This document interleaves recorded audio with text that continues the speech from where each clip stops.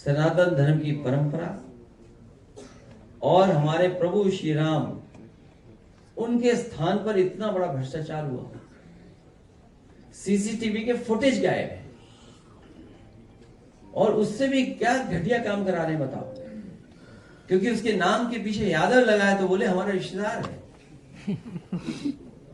अरे सोचो, भगवान ने तुम्हारी ये पोल खुलवा दी कि तुम क्या कर रहे थे भगवान के साथ। और केवल यूपी का अगर हिसाब किताब लगाएं, जो हर बूथ हर गांव से लोग गए थे, बसों से भेजे गए थे, अगर मान लें हम 80 लोकसभा से लोग गए थे और हर लोकसभा से अगर केवल 10 करोड़ का चढ़ावा आया होगा तो सोचिए 10 गुणा 80 कितना हो गया चढ़ावा? 800 करोड़ रुपए। 800 करोड़ के साथ साथ हमारे धर्म की परंपरा हम गुप्त दान देते हैं। कुछ बातें तो सामने आ गई हैं और अब लोग लाएंगे नहीं सामने, इसलिए नहीं लाएंगे क्योंकि जो भी कहेगा उस पर सीबीआई, ईडी और इनकम टैक्स पहुंच जाएगा। कि आप बताइए, जो डायमंड की बात कर रहे हैं आप, या आप चांदी की शिला की बात कर रहे हो, या आप और सोने की बात कर रहे हो जो चढ़ाया है आपने, उसके लिए ईडी, सीबीआई, इनकम टैक्स और पहुंच जाएगी।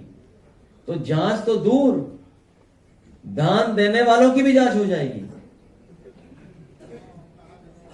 और गुप्त दान वालों ने अगर बता दिया तो समझ लो क्या होगा उनके साथ। आप सोचिए क्या हुआ है देश और दुनिया के सामने। गरीब, इस सरकार ने उनका भी खर्चा बढ़वा दिया।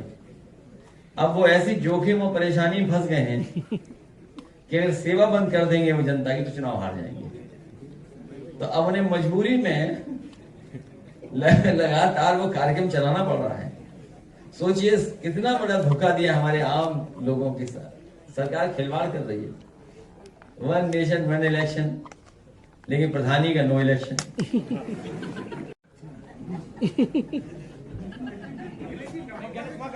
भाई हाथ किसका हो सकता है, हमें क्या जाने, सरकार का हाथ होगा। और फिर ये बताओ ना कि मुख्यमंत्री जी तो सबसे ज्यादा ट्रिप करते हैं अयोध्या में, तो अयोध्या में किस लिए जाते थे? अयोध्या में किसी ने बताया नहीं उनको। सोचो, उन्हें किसी ने तो बताया होगा कुछ। रामराज चल रहा था। और वो जो दूसरी कहावत है, राम राम की लूट है, आगे की लाइन तुम कह दो।